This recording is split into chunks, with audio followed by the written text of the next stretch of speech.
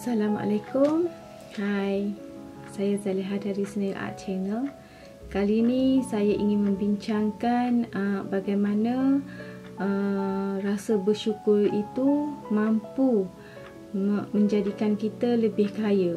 Kaya yang saya maksudkan di sini ialah bukan sahaja kaya harta, kaya kesihatan dan juga kaya kebahagiaan. So, tiga daripada segi sains, dan lepas tu saya akan share juga daripada buku-buku agama, ya. So, saya tiga daripada kajian sains telah membuktikan rasa bersyukur, satu, mampu meningkatkan kita punya kekuatan mental.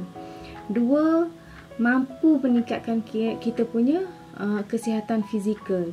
Yang ketiga pula, bersyukur itu mampu mengurangkan toksik emosi, iaitu emosi di mana dipengaruhi oleh rasa marah, kecewa, dengki dan menyesal. Emosi yang emosi yang biasanya emosi yang ada tekanan perasaan. Okey, satu, kekuatan mental. Apabila kita bersyukur, kekuatan mental kita bertambah. Kajian sains daripada behavior research therapy dan banyak lagi sebenarnya kalau kita Google effect gratitude to the brain ataupun effect gratitude to the physical ke apa, banyak akan keluar daripada research kat situ. So, kita boleh rujuk kat situ kalau nak bukti lah. So, yang saya nak share kat sini, yang saya alami, ya, bila kita amalkan, bersyukur akan meningkatkan kita punya kekuatan mental apabila kita mampu menghadapi sesuatu perubahan, transformasi. Sebenarnya kita manusia memang tak suka berubah. Certain part kita suka, tapi kalau macam perubahan daripada keuangan, daripada ilmu, daripada tak ada ilmu kepada yang ilmu ke, ataupun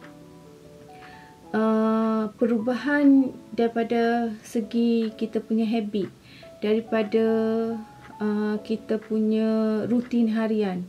Kita manusia secara nature memang kita tak suka perubahan. So, bila kita sentiasa bersyukur, kita akan lebih rasa kekuatan mental kita lebih untuk menghadapi satu-satu perubahan.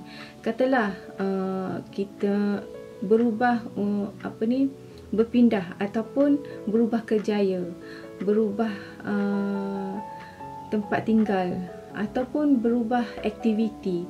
So, bila katalah kita berubah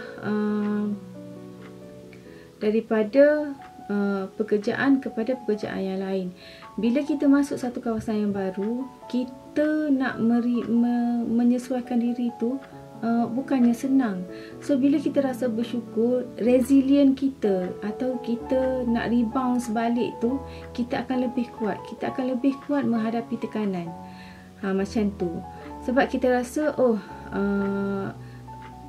ini bila kesusahan, macam mula-mula kesusahan yang kita alami tu, ini kesusahan yang kita percaya, kesusahan awal ni akan memberi kita kesenangan kemudian nanti. Macam tu. Yang itu contohnya macam ni lah. Bila macam saya, bila kita nak berubah, kita dah biasa kehidupan biasa, berhutang, ya.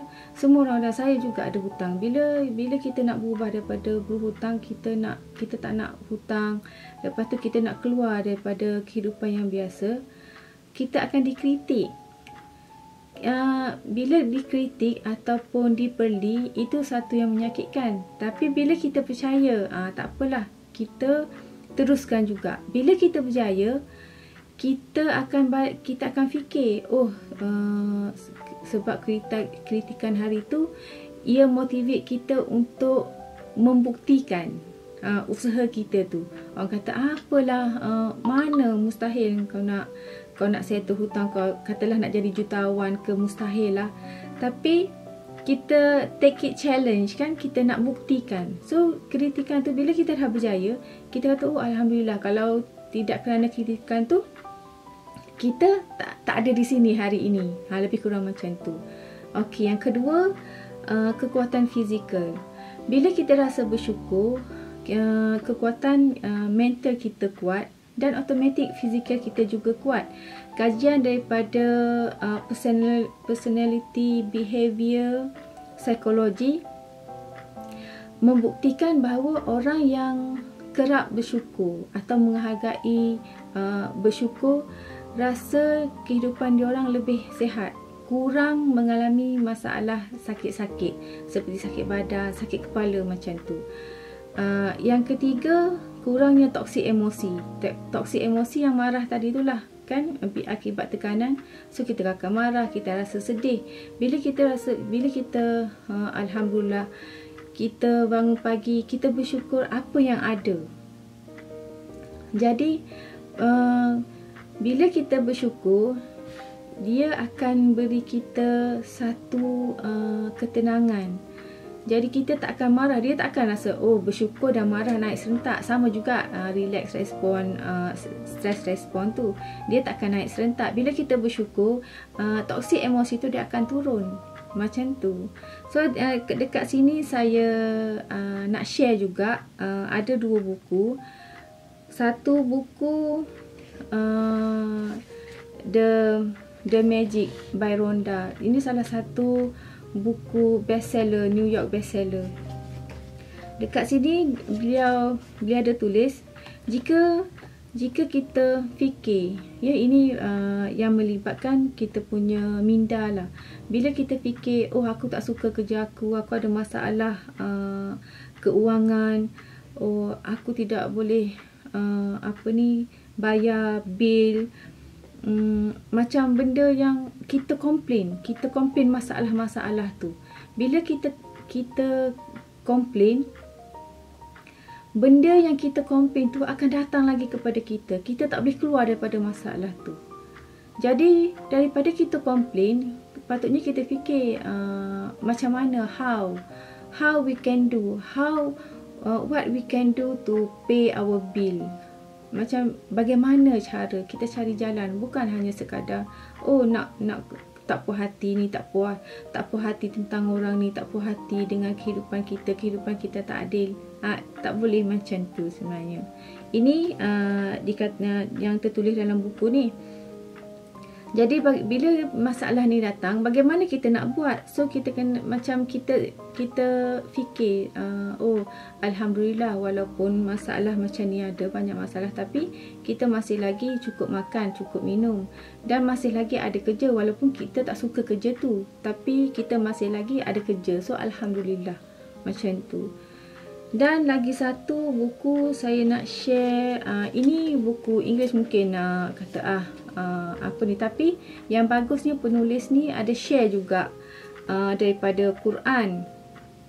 Dia tulisnya from Quran, the promise of gratitude is equally emphatic.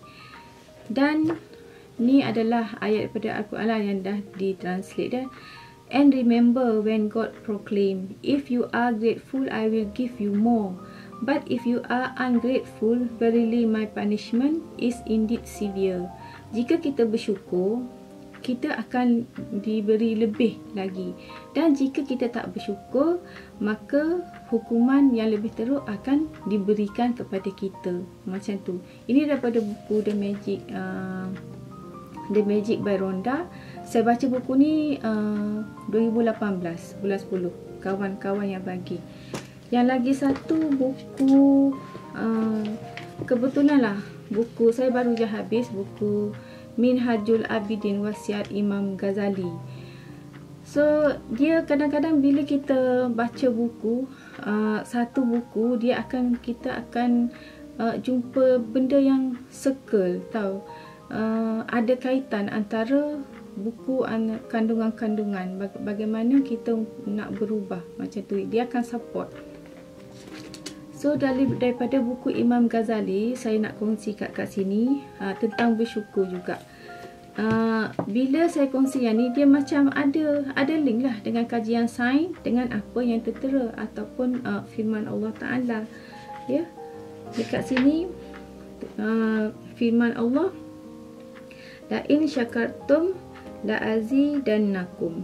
Demi sesungguhnya jika kamu bersyukur, nescaya aku akan tambahi nikmatku kepada kamu. Surah Ibrahim ayat 7. Dan lagi satu,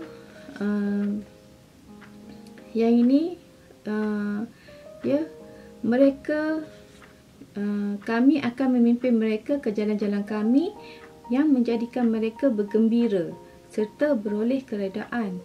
Ya, samalah dengan sains tadi kan. Bila kita bersyukur, kita akan rasa lebih gembira sebab mental kita tadi, kita dah tak ada toksik, kan, toksik tu dah rendah kan, emosi toksik tadi, kita akan lebih gembira dan serta beroleh keredaan. Sedikit lagi ya, janganlah kita menganggapnya suatu perkara yang remeh kerana ia adalah sebutir permata yang amat bernilai. Yang inilah yang saya nak tekankan ya. Ramai orang ambil remeh rasa bersyukur, tapi kalau kita dalam keadaan tekanan, memang sukar untuk kita bersyukur. Jadi benda ni kena praktis lah. Yes, yang saya cuba kongsi di sini. Itu sahaja yang saya dapat share. Harap sedikit sebanyak dapat membantu. Sekian, terima kasih. Assalamualaikum.